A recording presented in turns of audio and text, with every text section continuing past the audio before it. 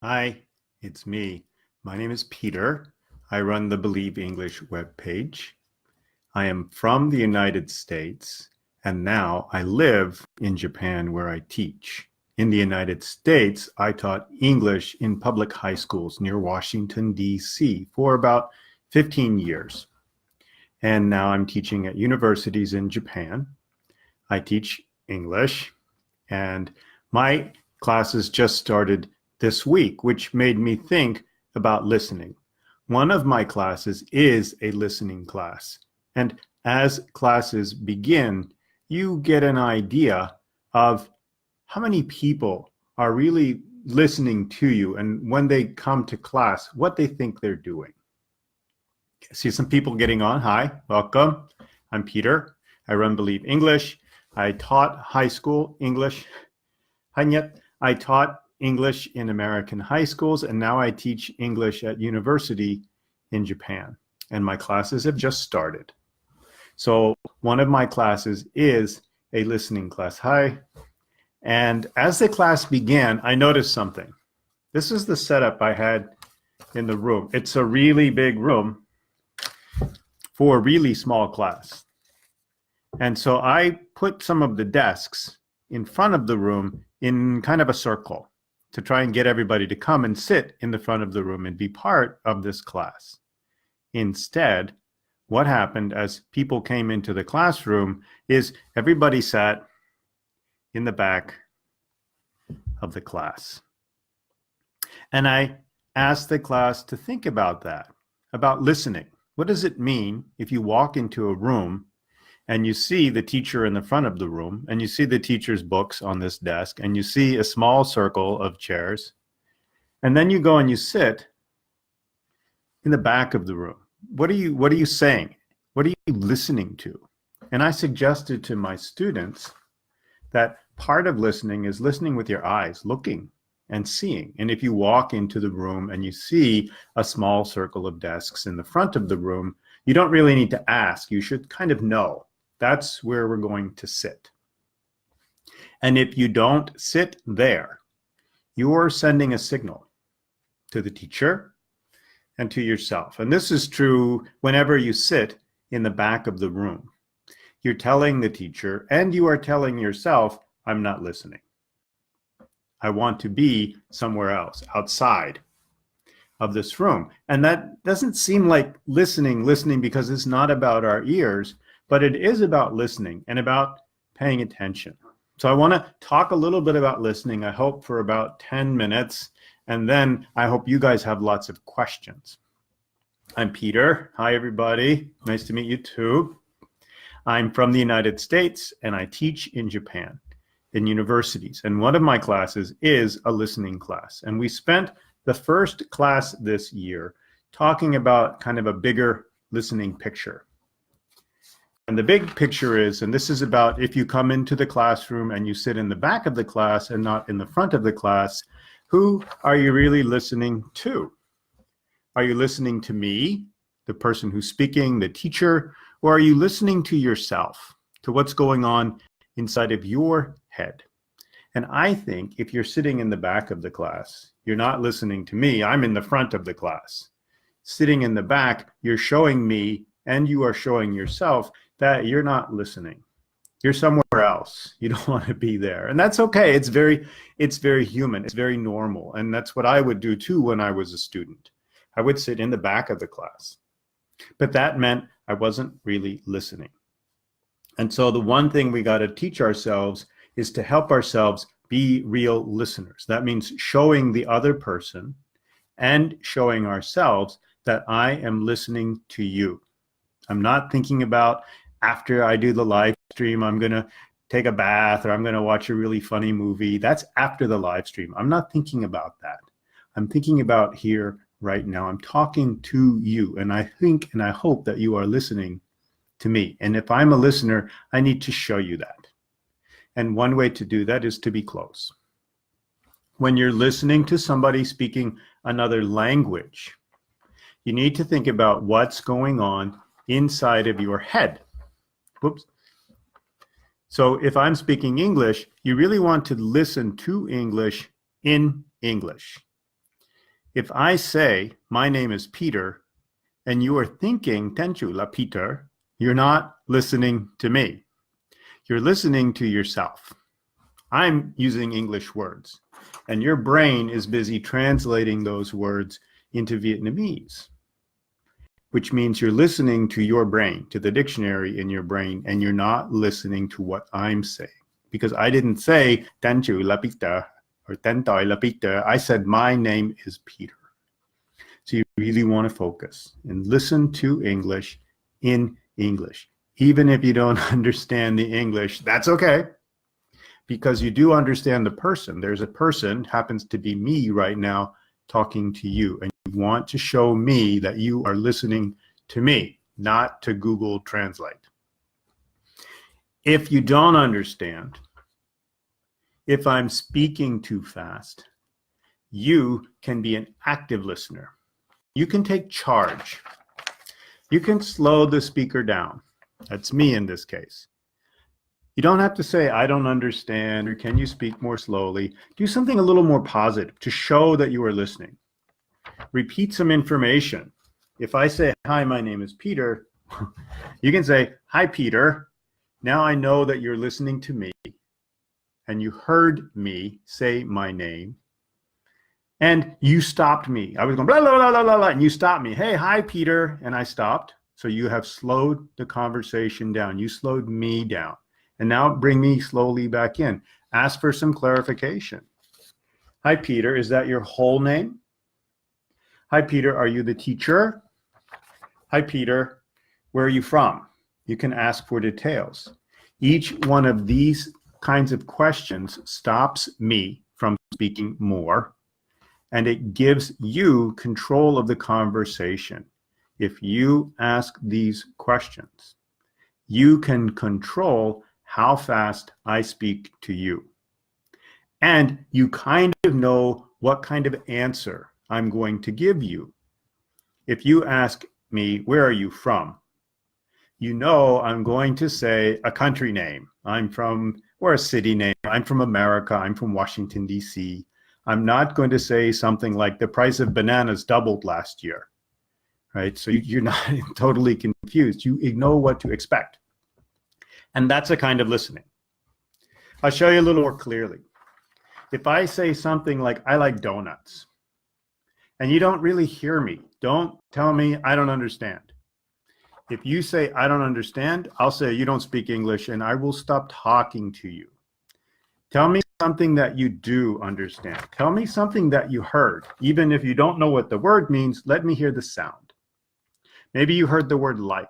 Whoops, like. Say, what did you say you like? You can ask me that instead of, I don't understand, or please speak more slowly. I heard you say that you like something, but what did you say you like? Ask me that question. Tell me you heard the word donuts. You like donuts. What are donuts? This slows me down. This tells me that you are listening. And it also tells you that you are listening. Your brain knows I'm listening to English. I heard the word donuts. I'm going to figure out in English what donuts means by speaking English and asking what donuts means. This keeps you focused on what you are listening to and not running off into "Tôi không hiểu gì hết," right? And now you're gone. You're listening to yourself, talk to yourself in Vietnamese about, I don't understand. And that's not what we're here for. Keep your mind focused in English. Tell yourself and tell the person speaking, maybe me, what you do here. I heard the word donuts. I heard the word like. And then build from that. And that is real listening. And again, even if you do not understand anything, it's blah, blah, blah, blah, blah, blah, blah, blah, blah, blah, blah, blah. It's frustrating, but it's okay. You can still be a great listener because you are listening to me. Not to English, to me. Even if you don't understand a word, you can show me that you are listening to me. If you can do that for me, I'm going to feel really good, because most people are pretty lonely. Most people feel like nobody listens to me. If you can listen, you don't have to understand, but you can listen, people are going to feel good. And when people feel good about you, they will want to talk to you. And if it takes a little longer, it takes a little longer. If they need to try a little harder and use different words, they will try a little harder, and they will use different words, and they will be patient for you because you are listening to them. And people don't get that very much in their lives. So I want to repeat, when you repeat anything, you show me that you are listening to me. And you also show yourself that you are listening. And that's important because we can get lost. I don't understand this guy. I don't know what he's saying. And you're not listening anymore. Keep repeating what you heard the person say. And you will know that you are listening. And they will know that you are listening. And it's so, so important. If I know you are listening, I feel understood. This is big, deep understood. And being understood is its own special language. You make me feel good just by listening, not by understanding, but by listening. That's deep listening. If you can give that to a person, they can give back to you the kind of speaking that you need so that you can understand what they're saying. That's my little listening talk. My name is Peter. I'm from the United States. I used to teach high school English in the United States, and now I teach English at universities in Japan.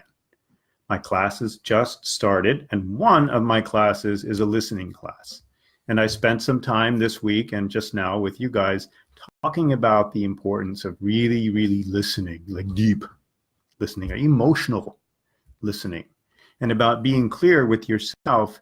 What are you listening to? Who are you listening to? Are you listening to the person who is talking to you? Right now, that's me. Or are you listening to yourself and translating everything into Vietnamese or Japanese, whatever your first language is?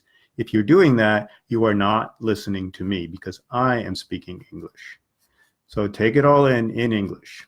If you don't understand it, that's okay. Just listen. If I go too fast, you can slow me down. Tell me what you do here. Give me a word. I heard the word listen. You're saying something about listening. What are you saying about listening? That stops me from talking, gives me a specific question to answer. You know what the question is because it's your question. And you can control how fast I answer by stopping me each time, telling me what you heard, letting me know that you're listening, and then asking for a little more information. The only place you can't really do this, unfortunately, is the IELTS test. That's a whole nother animal, and that is not really listening. I'm more worried about what happens to you and what you do with English beyond the IELTS test for yourself and for the people that you come into contact with, many of whom will become your friends. How are you going to listen to them? Okay, a whole bunch of new people came along. Hi, everybody. Thank you so much for checking into the live stream tonight. I want to look and see if people have some questions. A lot of hellos. Hello, hello, hello, hello, hello, hello. Whoa, okay. Nien is asking if I live in Vietnam, and I don't. I live in Japan, but I do get to Vietnam when I can. Okay, great. Bui feels like I said something useful about what you can do next time you don't understand what somebody's saying. Tell them a little bit of what you did here, a word or something. There's one. It is, Trang is talking about it's important for us to predict what somebody's going to say when we're listening, and that's very, very true. Give yourself some context. because we are pretty predictable. Hello, how are you? It's a nice day today. Where are you from? That's pretty predictable. And that's mostly what we say to each other. So be ready for that. One person made a longer comment. Hang on, I'm going back to it. I'm not good at listening skills because the first time I learned English, I couldn't be taught pronunciation well. I don't know how to speak correctly, so I can't listen well on the radio. That can be hard. So here's what I would suggest doing. And it's hard on the radio. I would do this with something on the internet. A great thing to listen to on the internet. Let me see if I can put the comment down here. It is called StoryCorps. It's one word. It's very short interviews of just regular people talking to each other. Somebody talking to their grandmother or their brother about some event in their lives. And each of these interviews is about 2 to 3 minutes long. It's very real English, and they're very meaningful stories. And all of these stories have transcripts. The group that I put in StoryCorps, I don't know if I put .org, StoryCorps.org is the website. Yep, I did it. And you can listen one time, just listen. Maybe take some notes. If you have a friend, and this is really good to do with a friend, listen one time, and then talk to your friend. Tell your friend what you heard and what you think the conversation is about. And listen, see what your friend heard and what they think the conversation is about. This kind of builds context in your mind. And then listen a second time and sort of check. Was I right? Was my friend right? Did they hear that word? Is that the topic? After you listen a second time, you can confirm with your friend, yeah, this was right. And then with StoryCorps, they always have a transcript. A transcript means you can read the things that people are saying. So you can check by reading, did I hear this correctly? Did I hear what I thought I heard? You can look at your notes, you can look at your ideas, you can read the transcript, and of course you can listen again while you read the transcript. That's a way you can control your listening if you're by yourself. If you're talking to people in the park, you can do some of the things we talked about before. Stop them a lot. Stop them nicely. Tell them something that you did hear. Repeat something that they said. Hi, you said your name is Peter and you're from America. It's nice to meet you. When did you come to Vietnam? You told me my name. You told me where I'm from, so I know that you are listening to me. And then you ask for some new information, and then we can move the conversation along. Lynn is asking about how to improve intonation when speaking. One thing to do is sing, really. Singing is all intonation. Happy birthday to you, happy birthday to you. That's all intonation. One thing you can do is try saying the same sentence and making it feel different, making it happy, making it sad, making it angry. It's my birthday. It's kind of neutral. It's my birthday. I'm very excited. It's my birthday. I'm getting old. Each of these is different. And if you're just playing around, if you're singing or kind of exaggerating like that, it's a lot of fun. And you'll take some risks and do some things with your voice that normally you might not do. So one way to practice is having fun. Bella is asking about the saying she's not confident when speaking with foreigners. And this is kind of the point I was trying to make at the beginning, and I want to make it again because I think it's really, really important. If you are learning English, you are helping me out a lot. And all these foreign people, if you meet them in Vietnam, they really are a foreigner. They're not from Vietnam.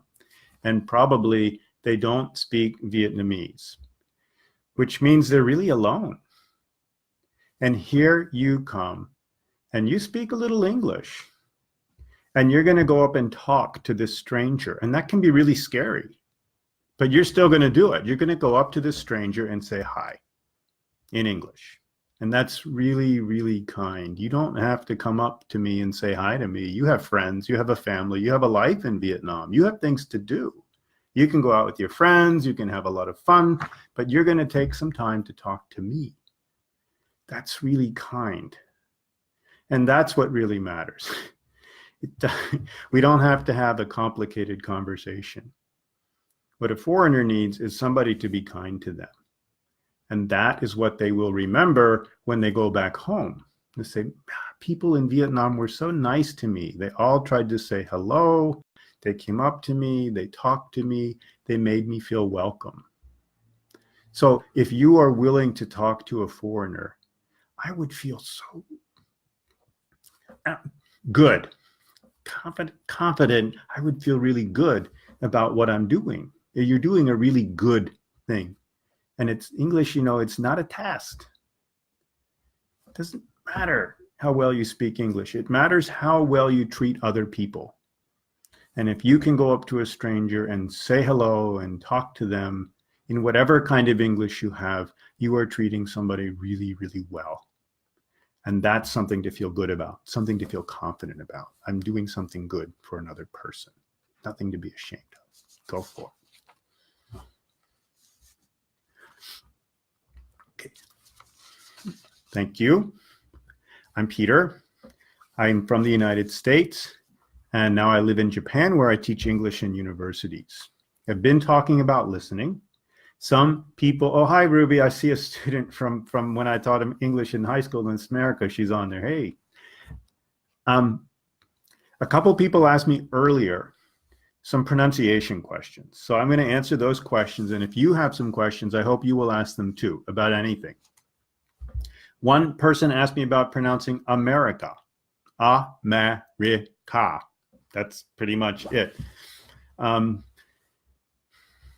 America, America, let's see. I'm thinking about words that sound like America that might make it easier. Oh, man. And I'm not thinking of a word right now, but I would break it down into little pieces. There's 4 syllables, America. And each of them are pretty flat. So I would start slow and then push them together faster and faster. America, America, America, America, America. Push it faster and faster together. One person asked me a little bit more complicated question, and that's the TH sound in think, think, think, think, and this. And one thing I noticed, that I was kind of saying it to myself, and I think it's because of the vowel sound. After think is E, and our mouth goes E, and so our tongue wants to go this way. So think, our tongue kind of stays up here, almost like it's pointing at your brain, like I'm thinking. And this, the I, our mouth wants to go, and so our tongue, like you're pointing, what are you thinking about? I'm thinking about the.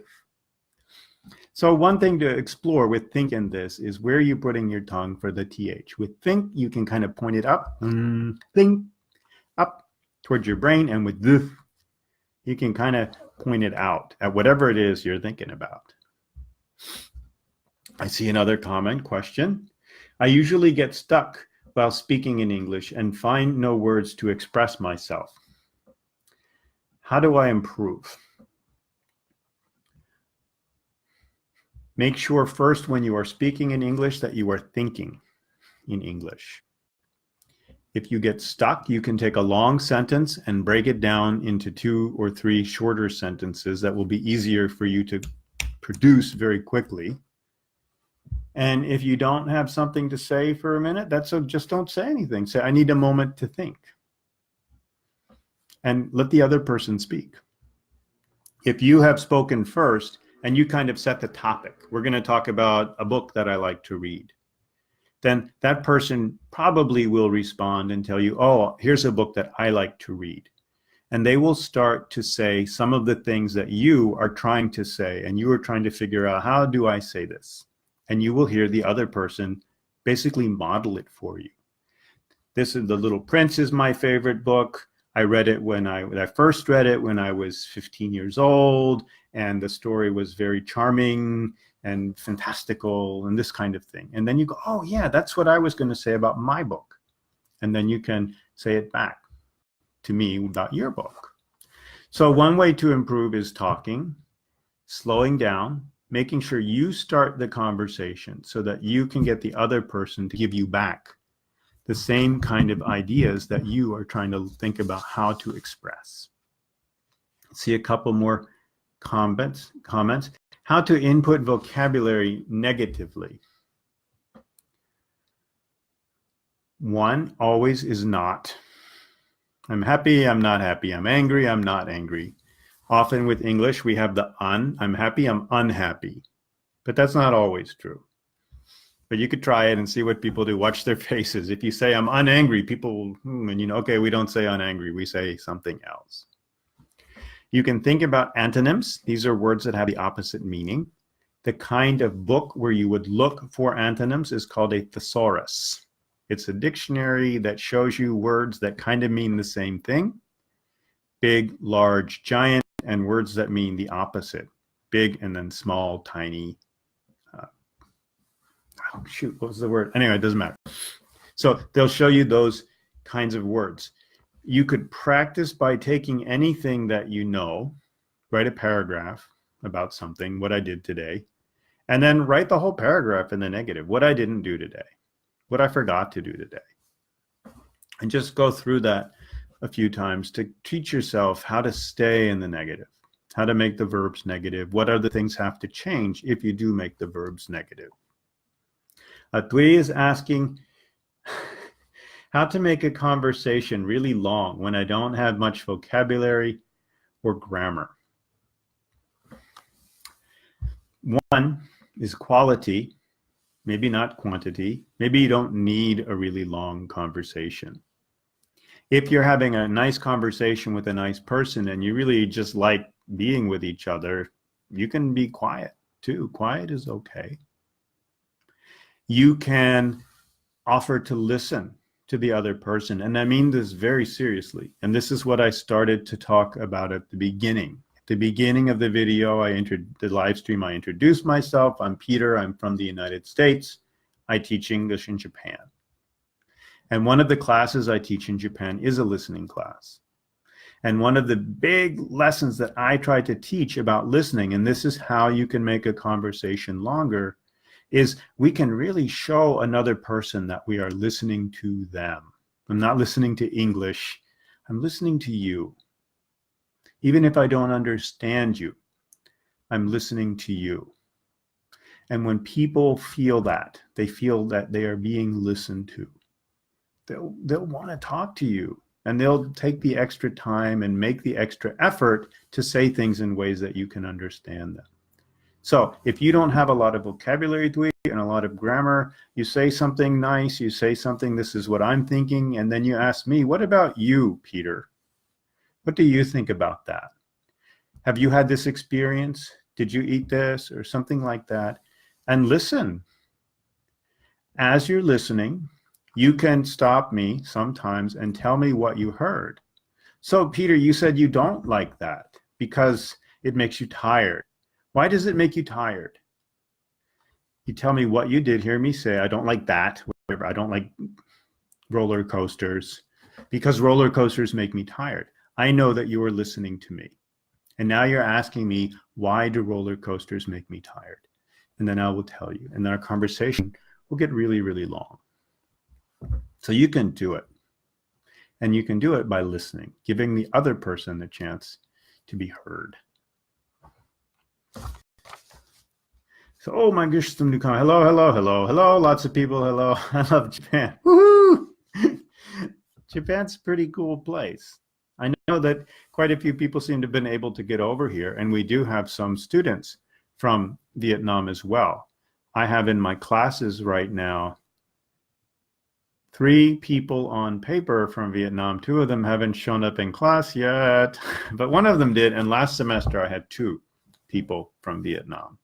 They seem to get over here either to learn the language. Some people get like a 3-year working visa. They learn the language and they get some technical skills, and then they can bring those skills back home to Vietnam, which is really great. Tao is asking about how to improve the listening and speaking skills. One thing that you can do And this is sort of what I was talking about in the beginning. And this is a great way to control somebody like me. If I'm talking, and it's too fast and it's difficult to hear, this is a way to improve your listening and your speaking skill. And that's to stop me. And stop me not by saying, I don't understand, or can you speak more slowly, but stop me and tell me one thing that you did hear. Say, hey, great. So you're talking about improving speaking. Is that right? And I say, yeah, that's right. I've been talking about improving speaking. Can you give me just one? What's the most important thing? And now you've stopped me. You're developing your speaking skills because you're repeating some of what I said. And now you're going to focus it. You are in control of the conversation. You are asking me to give you one point that's particularly special in improving your speaking. And I will give you one point. When I say that one point, you stop me again and you say, great. So you're saying the best way to improve my speaking is to read books. I said, that's right. I think if you read books, you will improve your speaking. So you're really developing your listening. You're finding places to stop me. And you're telling me not speak more slowly, not I don't understand, but you're telling me pieces of what I said. So you're building up your speaking as well. You show me that you're listening. You show me that you can say some of the things that I'm saying. I understand what you can hear me say. And I know, okay, Tao didn't hear me say this at all. Whatever the other thing was, I'm not going to say that. I'll say this other thing. And you get control of the conversation that way. Uh-oh, okay. Leanne says she can understand me, but she can't understand other people when they speak English. Some of it might be pronunciation. My accent is kind of boring. I'm from Washington, D.C., and the way that I speak English is kind of the way like Siri speaks English. If you put me on TV and other Americans were listening to me, it would be very difficult for them to tell you where I was from because there are not many clues in the sounds of my voice. And my sound is kind of Voice of America, American English. If the BBC, they have their own sort of BBC English voice, although that's changing a little bit. But I would be like the BBC guy, but I don't have a British accent. I'm kind of like English. I sometimes speak a little more slowly because I've been teaching English for a long time. But sometimes I get excited and I get too fast. If you can understand me, that's good. That means that you can understand English. The problem isn't the English. The problem is when other people are speaking English, their accents may be different and you're not used to that accent, or their speed may be different and you're not ready for that speed, or their vocabulary, maybe they use too many idioms or something like that. But you do understand English, which means you can control the conversation and you can do some of the things I talked about before. Tell the person something you did hear them say. So hang on a second, I want to check. I heard you say something about soup. Are you asking what kinds of soup we have in Vietnam? You've stopped them, you've given them a keyword that you heard, and you've kind of focused the conversation. So you know what to expect to hear them say next. And hopefully, as you do that, you'll be able to develop an ear for each person speaking. Okay, Dui is asking if I know how to speak a little Japanese. I definitely know how to speak a little Japanese. I'm working my way up to speaking a lot of Japanese. And one thing that's true about Japanese, and this is sort of true about English too, is you have to not only know how to use a lot of words, but you have to know how to put them together. And that's the grammar. And that's something that I think about Vietnamese. Vietnamese pronunciation is very, very difficult. But the grammar's not so hard, right? Tôi đi học, I go to school, I went to school, I will go to school, I am going to school. It's all the same. Tôi đi học, tôi đi học, tôi đi học, tôi đi học. And that part's kind of cool. Making each sound correctly can be a little challenging. So for you guys, a big challenge is all the little grammar pieces that pop up in English because they're not there in your language quite often. Where do I live? I don't live in Vietnam. I visit Vietnam sometimes, and mostly when I visit Vietnam, I go down to Saigon because that's where the people that I know live. And I go to see the people. And that's what I hang out with my friends. I visit, a lot of them are English teachers, Vietnamese people who teach English in their homes. I go and visit them. I visit their students and their classes. And I don't get to see much of the country, but I know it's a very beautiful country. But I do get to meet a lot of very beautiful people. And I hope I can get back more and see other parts of the country as well. Alice is asking if watching English films is a good way to improve vocabulary. It can be a great way to improve vocabulary.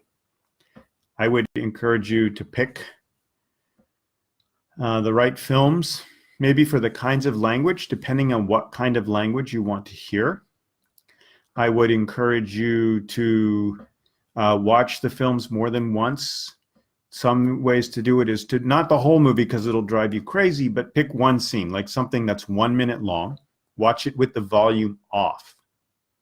And think about all the clues, all the things you can listen to with your eyes. What's going on? Who's happy? Who's sad? Who's asking the questions? Who's answering the questions? And what are the questions? Just watch it. No sound. Talk it. If you do this with a friend, talk to your friend. What do you think is happening? And this really gets your brain ready to hear the sounds because you're looking for something. Listen to it again with the sound and check your understanding where you write. And most movies will have subtitles, and find movies that do. And you could even maybe find movies that have English and Vietnamese subtitles. If it's really complicated, you could listen to it once in English and watch the English subtitles. And then you could watch it again with Vietnamese subtitles if the English was too complex. So movies can be great. And movies, you know, if it's a good movie and you love the movie, you watch it again and again and again and again and again and again and again. And that's cool. You're having fun. I do that. There's some movies that I love to watch again and again and again. And you pick up the vocabulary because it's part of your daily conversation when you watch this movie. So they can definitely be a great thing to do. Trang is asking about channels or shows or websites that you can improve your pronunciation or input vocabulary. One place that you can input vocabulary is comments. And Believe English, my webpage, my Facebook page, I do everything in English. I know that a lot of you guys are in groups where you do everything in Vietnamese and you write in Vietnamese about English. Even in those groups, you can write in English. I comment in those groups in English and people understand me and they respond to me in English. So you could set a pattern and comment in English in those groups. You can always comment in English on the Believe English page. And I have a group inside the Believe English page so that you can comment directly. When you talked about improving pronunciation, one person had asked me about posting videos of themselves speaking and getting comments on their pronunciation. And right now that would be fine. Only one person has done this once and mostly people don't. In the group, you can post directly and you could upload a video of yourself speaking. If it happens just a little bit, like once a week, one person does it, I will certainly be able to comment and other people can always comment. If it happens a lot and all of a sudden 7 people are posting a day, I wouldn't have time to listen and comment thoughtfully to all of those people. But we're not there yet. And again, if you're doing it and a lot of other people are doing it, you can get comments from other people, not just from me. For single word pronunciations, you can do stuff on Google image search. I have on the Believe English website page, the minimal pair drill thing that I talked about in the last live stream where you say 3 words like sing, thing, and zing. And the computer tells you what it heard, sing, thing, or zing. And you learn to control your voice so the computer hears what you're saying. There's also a free app. You can find it poking around Facebook. I'll post it in the comments later on. That works on Android phones. And that's the same thing. It's a little cartoon version of me. You say the words and it points at the words that it hears. Trang is asking how to improve English speaking reflexes.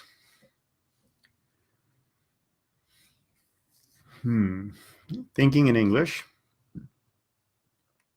and trying to engage with English-speaking people. If you're in Hanoi or Saigon, and there are like the parks where you can go and talk to people, go and talk to people. And if you're in a group, try to be the leader of the group.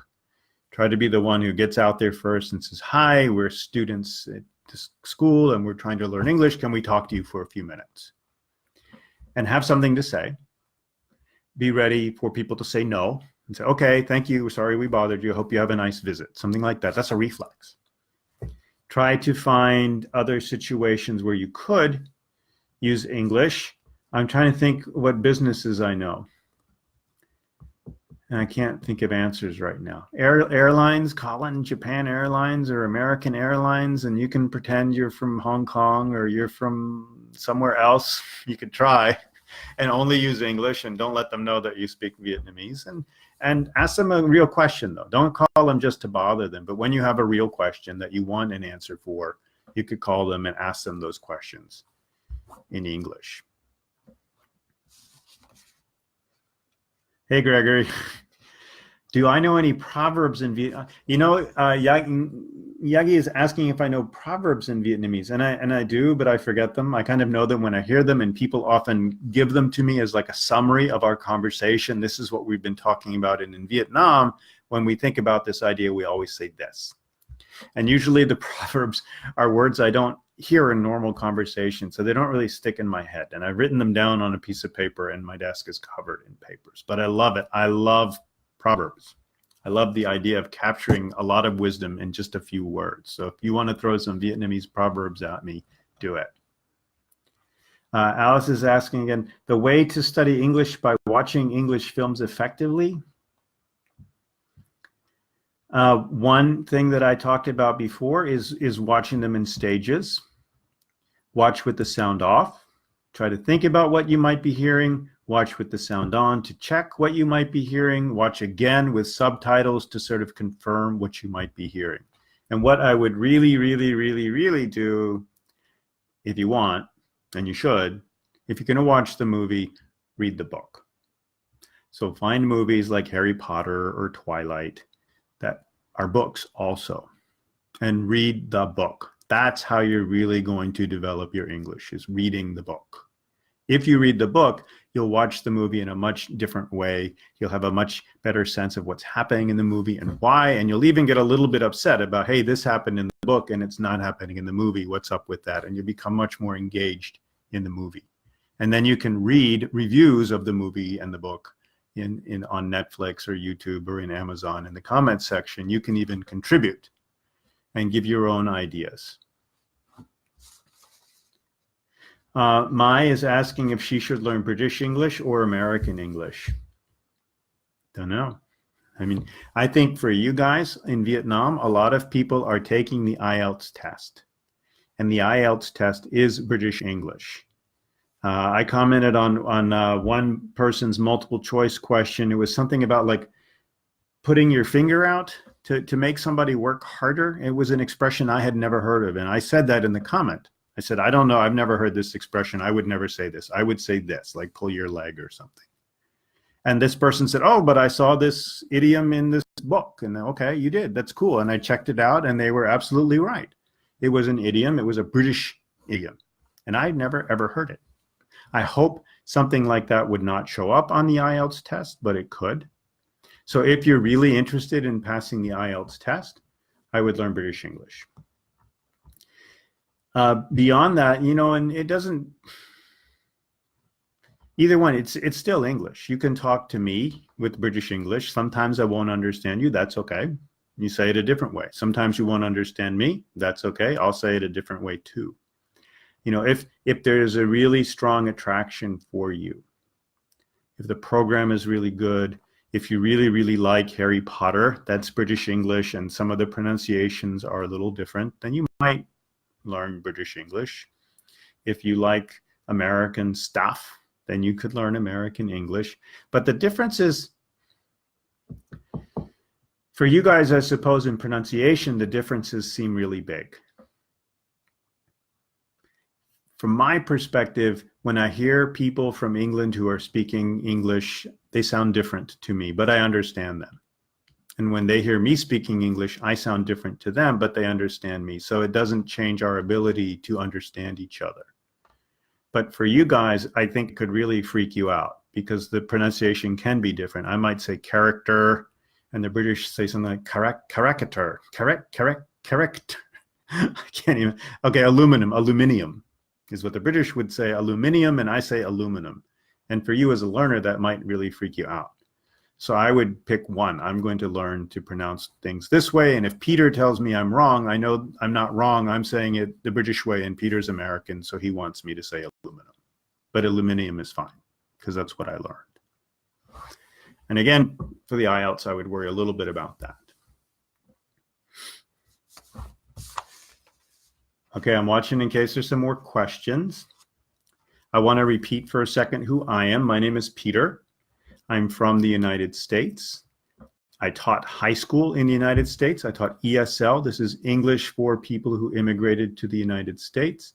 And now I live in Japan, and I teach at universities in Japan. I teach English. My classes just started this week. One of my classes was a listening class, and at the beginning of class, everybody sat in the back of the room. And I was talking to my class about how that is a kind of listening. And if you sit in the back of the room and I'm standing in the front of the room, you are kind of telling me that you are not listening to me. And I get it. And it hurts a little bit. And what will happen is I will think, well, you're not listening. I'm not talking to you. In a classroom, I'll keep talking because that's my job. But outside of a classroom, if you're showing me that you are not listening to me, okay, I'll stop talking to you. And we don't really want that to happen. We don't want a conversation to end that way. We want it to end because we've said, thank you for your time. I learned this from you. Goodbye. So you can show people that you're really listening. In a classroom, you can sit in the front of the classroom. This shows the teacher that you are listening. And more importantly, it also shows you that you are listening. I'm sitting in the front of the classroom. I'm looking at the teacher. I'm here to pay attention. If you're sitting in the back of the classroom, you're really kind of telling your brain, okay, brain, I'm here because I want to get marked present, but I'm not here. I'm going to look at my phone. I'm going to think about dinner tonight. I'm not here. I'm not listening. So tell yourself, I'm really listening. I'm going to sit in the front row, right in front of the teacher. I'm going to look at the teacher during class, and the teacher's going to know that I'm listening, and I know that I'm listening. And we can do that with people. When you're with a person, you pay attention to them, and the way we do that in the United States is we look. I'm looking at you. That means I'm listening to you. Often the person who is speaking will not look at you. They'll kind of look around, and they'll be talking. Once in a while, they'll look back at you. But mostly they'll be looking at other things and telling their story. But if you are the listener, you need to be looking at the speaker. If you are not listening, if you're not looking at me, you're not listening. And I might just stop talking. So show people that you're listening, and show yourself that you're listening. When somebody is talking too fast, when somebody's saying something you don't understand, try not to say that's too fast or I don't understand. Say something positive. Tell the person one thing you did hear them say. Peter, you said something about looking at the other person. Why should I look at the other person? Peter, you said something about sitting in the back of the classroom. What were you saying about sitting in the back of the classroom? You slowed me down. You said something positive. I know you were listening to me and you heard sitting in the back of the classroom. And now I will repeat that point for you because you are listening. And then you can ask me the next point and the next point. And this keeps you in control of the conversation. You are in control of the speed at which I go, and you kind of know what I'm about to say because I'm answering your questions. And I think I got a couple more questions. I'm going to look down here. Can I sing a song? Hi, Mai. Thank you for looking at me. Sing a song. Okay, let's see. Oh, somebody was asking about vocabulary. Did I do my antonym song? So one of the songs that I like to sing is and there's a movie and there's in the Believe English page somewhere is like a vocabulary song. Start with something simple, a simple song that's easy for you to sing, and use simple words. Sing one verse with simple words, and then sing a verse with more complicated words. So I thought about the word cat. Most people know the word cat. Many people know 4 legs and a tail. And I thought of the song Happy Birthday, because almost everybody in the world knows that melody, and it is pretty easy for people to sing. La la la la la la la la la la la la. So cats have 4 legs and a tail. Cats have 4 legs and a tail. That's the easy part. And now I'm going to think of some new tricky words. Cats have 4 legs and a tail. Cats have 4 legs and a tail. Cats are diurnal and they meow a lot. That's why people throw shoes at them. Cats are diurnal. They do stuff at night and they meow a lot. Meow is the sound that cats make, and it bothers people, and they throw shoes at them. Be quiet. So there's a song, and there's a way you can build your English. And a long time ago, one person was asking about English intonation, and putting English words into songs helps you figure out what's the rhythm of that word, how many syllables, how can I stretch those syllables out to make them fit a song. Hui is asking where I'm from. I am from the United States. I'm from Washington, D.C., and now I live in Japan. Oh, that's right. Miu is asking where I live now, and now I live in Japan. I live in Kyoto. Kyoto is kind of like Hui in Japan. It's the old capital. It's full of beautiful, beautiful buildings. There are mountains around 3 sides of the city and 2 rivers that run through the middle of the city. I live along one of those rivers. So if you look at my Facebook page or my Instagram, I'm always putting up pictures of the river. That's how I get to work every day, and I love walking down the river. I'm often putting up pictures of frogs. Just across the river from my house is the botanical garden. So I go over there a lot to kind of relax, and they're frogs. And this is a listening thing too. The frogs are listening. And if you're making a lot of noise, they're gone. So I learned how to be really quiet so I can get closer to the frogs. And I learned how to be still when I'm around the frogs so they don't just run away. And if I can do that around an animal, when I'm with a person, it helps me be really still inside, and it helps me be really still in my mind so that I'm really listening to that person. And I think a lot of people kind of get it. When I'm paying attention to them, they feel like I'm paying attention to them, and they're willing to talk to me. And I keep paying attention, even when I don't understand. I don't start doing, oh, I don't understand. I keep reminding myself I'm listening to this person. And that's the important part. It's not a vocabulary test. It's, are you listening to me? Do you care about me? And the answer is yes, I care about you. Yes, I'm listening to you. And you can show that to somebody, then they will talk with you. And if you don't understand them, they'll talk with you again. And they'll be willing to make that effort for you because you are listening to them. And people, we all really want that. We want to be heard. So that's something that we can give to each other. Okay, Ciao Possible is asking how you can understand when people speak fast. And one of the key things that you can do when people are speaking fast is to stop them. Interrupt. And that's another little speaking skill. Finding that place when somebody's talking that it's okay to stop them and it's not too rude.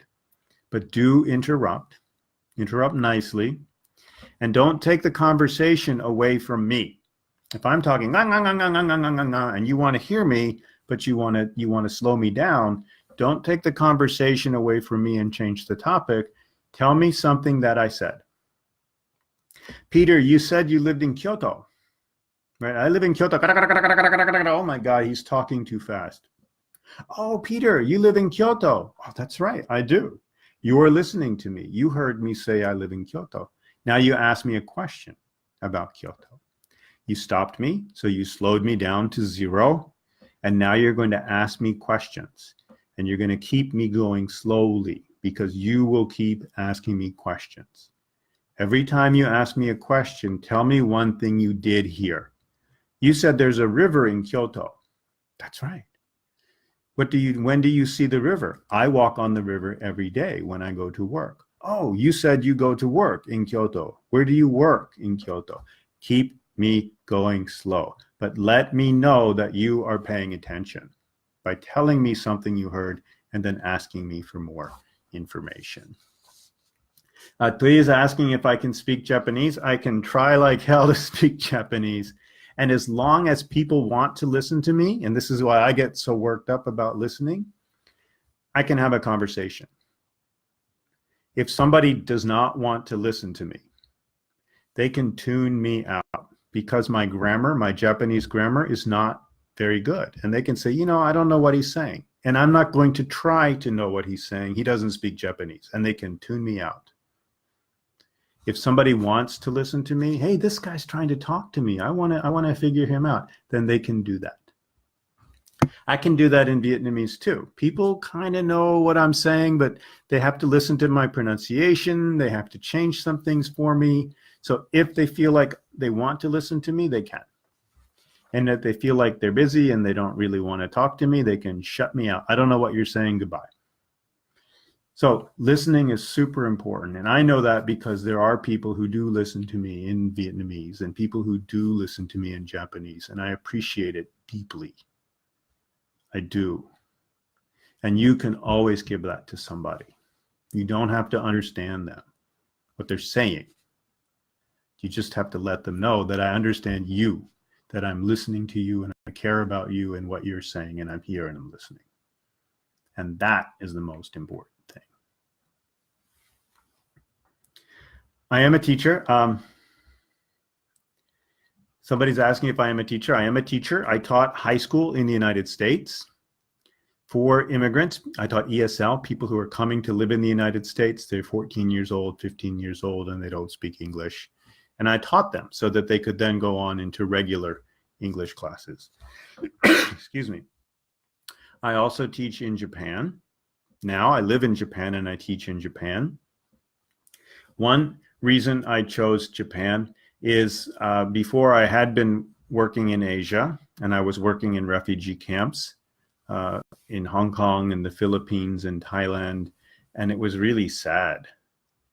And when I would come to Japan for a little break, it wasn't sad, and nobody needed anything from me. They, you know, everybody had money and everybody was safe and everybody was giving me candy. So it was a really nice break from that. And I love Japan. I think it's really beautiful. The mountains here are beautiful. I love the architecture. The food is great. It's a very easy place to be. And you can walk in Kyoto, you can walk everywhere. And it's always interesting, everything you see. And it's often usually quiet too. I really like quiet. Okay. Okay, so I see two similar questions. The way to speak English fluently and with accurate pronunciation, and the way to improve ending sounds. One way to speak English fluently is to be thinking in English. Speaking fluently doesn't mean you have to speak complicatedly. You can say what you need to say in short, simple sentences if you want to keep a good flow of the language going. And that's fluent. You don't have to speak $10 million words. It is true for many Vietnamese that you guys often don't say the endings of the English words. I think one reason is in your language, most words are one syllable long. And so your brain is like, well, I've been going for 3 syllables. This word must be done. And you stop. If you're very aware of that, then I would be very mindful and always be telling myself, you know, maybe with your finger, tap it out. Am I finishing this word? And tap, finishing the word. Now I am finishing this word. And let yourself know with some kind of physical gesture that you're doing that. Excuse me. Another thing that you could do, and I've talked about this as minimal pairs. And often we think about it beginning sounds and ending sounds like sing, thing, and zing, the beginning sound. But you could do this with words that end and words that don't, like N. This is an apple. and end. This, end, that. Say the word en, say the word end, and have people do 1 and 2. Did you say en or did you say end? And as people show you what they hear, if you're saying end and I keep showing you 1, I hear en, you know I don't hear that ending sound and you need to pronounce it more strongly. So find words like that. Let me think of one more example for you. Gone, on. Oh, come on. Shoe and shoot. You wear shoes in the morning, you put a shoe on your foot and you shoot. So shoe and shoot kind of sound the same. But if you don't put the ending on shoot, you say in shoe, and you don't want to do that. So same thing, shoe and shoot, 1 and 2, and you have people listen to you and they show you with their fingers, did I hear you say shoe or did I hear you say shoot?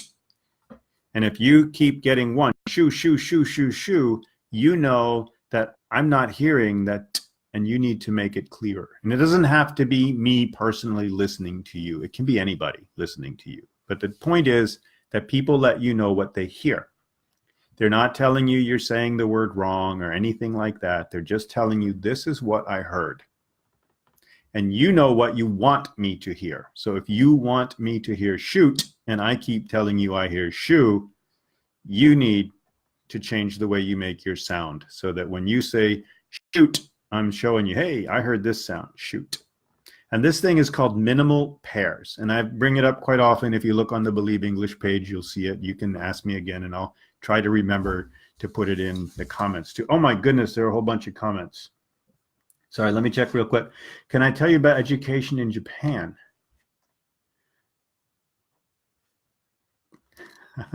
Can I tell you about education in Japan? I think if you come to Japan next year, you'll probably be coming as an adult, and that's very different from education as a young child. In Japan, in university, a lot of people aren't studying really hard.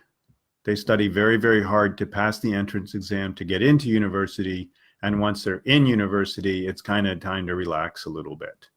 So if you want to study, really study, there'd be a lot of pressure on you. You have to do that for yourself. In general, and if you're here younger than that, and this is a difference between the Japanese system and the American system, there's a lot of pressure on you to do very, very well. And I think that's probably true in Vietnam. So that can be really good for people who don't have motivation. For people who want to try different things and are motivated to kind of learn, it can be very difficult because I have to do this, I have to do this.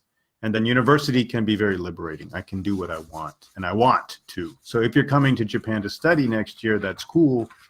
Learn some Japanese and bring some motivation with you. yeah, Trang saying the best thing is to repeat and repeat and repeat, and that's not a bad thing. That's what little kids do. They repeat again and again and again and again. How to listen well. Trang is asking about how to listen well. And one of the points I was making at the beginning, and I'll make it again, and then I'm going to stop talking in a couple minutes here. One way to listen well is to make sure that you are showing the other person that you are listening to them. You're close. If you're in a classroom, sit in the front of the classroom. When somebody's talking, look at them. When somebody's speaking to you in English, think in English. If you are thinking in Vietnamese, if you're translating, you're not listening to me. You're listening to yourself, talking to yourself in Vietnamese. And you really want to be listening to me, even if you do not understand me. You have to tell your brain, hey, brain, we're listening to Peter speak English right now. We're not listening to brain think in Vietnamese. If you don't understand me, if I'm going too fast, too many vocabulary words, take control of my speaking by stopping me. Stop me. Tell me something positive. Don't tell me I don't understand or can you speak more slowly. Tell me one thing that you did here. Peter, you said something about thinking in Vietnamese. What did you say about thinking in Vietnamese? You stopped me. You focused the conversation to one particular point. I know that you are listening to me, because you told me something that I said to you. I did say thinking in Vietnamese. So now I want to explain it to you. If you say, I don't understand, I've been talking for an hour. I don't know what you don't understand, and I don't want to repeat everything. So maybe I just will say, well, it's okay, never mind. And I'm not going to talk to you. So give me something positive. One thing at a time. And this is how you can control my speed and make sure you have a better chance of understanding things. Each time I say something, stop me. Thank you for telling me why I should think in Vietnamese. You also said something about looking at the person. What should I be doing with looking? Get one more piece of information. Tell me what you heard. Ask for another piece of information. This will kind of keep me under control. You is asking about beat it. Beat it. Does it mean go to another place to play or do something? My first reaction to Beat It is the Michael Jackson song, Beat It, Beat It, Beat It. And I don't even know what he means in that song. But yeah, to me, the other meaning of beat it is get out of here, go away. Beat it, get out. And play or whatever, it just means go away from here. I don't want you to be here. The literal meaning of beat is either beating, like hitting, or beat like in music. 1, 2, 3, 4, 1, 2, 3, 4, beat. But the expression beat it, I would say the main meaning is go away. Okay, one person asked for a song. I will sing a song. I'll teach you a goodbye song, and then I'm going to say goodbye too, because it's getting late over here. So a song that I like to sing with my classes sometimes to try to remember people's names is saying goodnight or goodbye and saying the person's name and going around the class if the class is not too big, and we all sing goodnight to each other. And the song goes like this. Hian. Okay, Hian asked, so I'm going to say Hian. Good night, Hian. Good night, Hian. Good night, Hian. We're sad to see you go. Boom, boom, boom. Good night, Hian. Good night, Hian. Good night, Hian. We're sad to see you go. That's the goodbye song. People had asked about vocabulary. You could make it a vocabulary song. What does cat mean? What does cat mean? What does cat mean? A cat is an animal with 4 legs and a tail that eats mice. You could do that. You know, you could even do it. This is like a controlling listening thing. Every so often when somebody's talking to you, you can stop and sing them a song. Peter said, thinking in Vietnamese. Peter said, thinking in Vietnamese. Peter said, thinking in Vietnamese. I wonder what he meant. And it'll make you laugh. And it'll be, oh, cool, you're paying attention and you made a song. Let's talk about singing in Vietnamese, and let's talk about it in English, and let's make another song. And now you've really got something going, and you're listening to each other. You're sharing little pieces of information with each other. You're having some fun, making some music, and making some friends. And you're really listening to another person. And that's the key point I've been trying to make in this live stream. I'll make it one more time, and then I'm going to say goodnight. My name is Peter. I'm from the United States. I taught high school English, and now I teach in Japan at universities. And one of the classes I teach is listening. And the big lesson that I teach my listening class. And I would say this to you too, like some people ask about having confidence talking to foreigners. And I know you have to take the IELTS test, but that's just a blink of the eye in your life. It's one moment, it happens in about 2 hours, 3 hours, and it's gone. And the real important thing for you is, what are you going to do with English in your life? If you're just going to pass the IELTS test, pass it and then forget English. Forget about it. It doesn't matter anymore. If you're learning English to be with people, forget about the IELTS test. Think about these people and listen to these people. Show the people that you are listening to them. English itself is not a test. You don't have to have the best English in the world. You just need to be kind to people. And by learning English, you are being kind to people. It's hard. It's a second language for you. And you're talking to me, right? And I don't know Vietnamese. Why don't I learn Vietnamese? You are being super kind to me. And you should feel really good about that and confident about that. And if you can show me that you are listening, that you're trying to understand me, and you're trying to understand me in English, wow, that's really wonderful. That's really kind. And that is much more important than if you know all the vocabulary words. If you know how to listen to another person, to show them that you're listening to them, that will change everything. We all want to be heard. We all want somebody to listen to us. Just that. You don't have to know what I'm saying. You need to show me a little of that attention.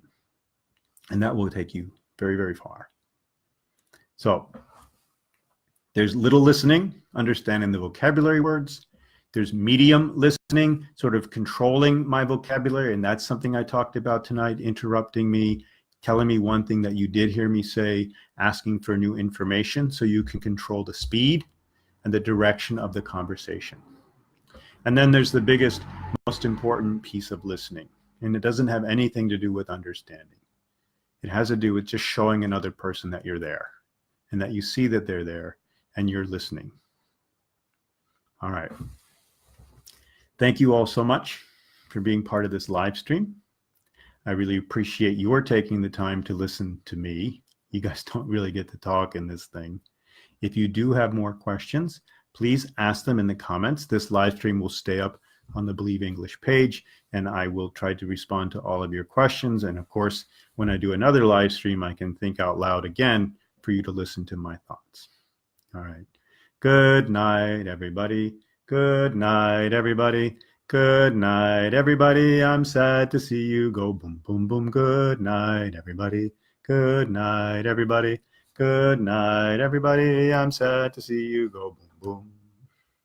Boom, boom, boom.